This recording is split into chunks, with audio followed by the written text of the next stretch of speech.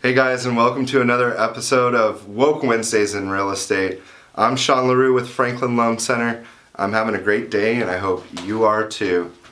Today we're going to be talking about how to determine a home's value. And one of the most important things, you all know this, is location, location, location.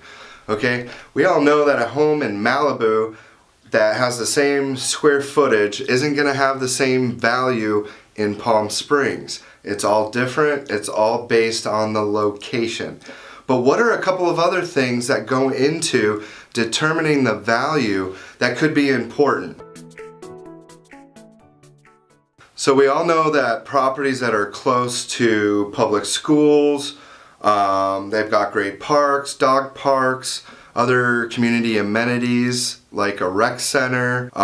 It's all dependent on what's close by to the property, what's best for your family, and how it's really going to work in your everyday life. So one of the things that you do when you're buying a house is you want to make sure you get the proper comps from your real estate agent.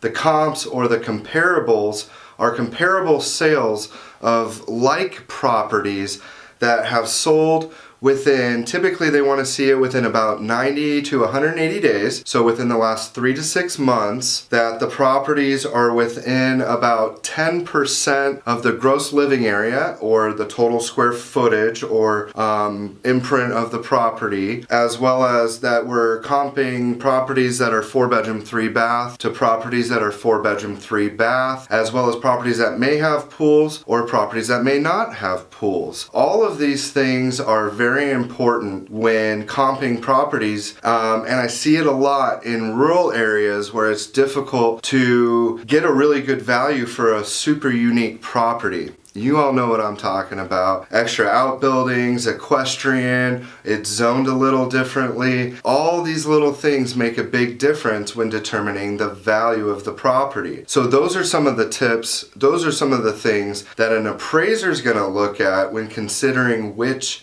comps to use in the appraisal report, which could make or break your deal. It just depends on if there's really good comps available. And what does that data look like? You want to make sure you're comparing apples to apples, because if you're comparing one specific property to a completely different property, the difference in those properties are going to have some disparities.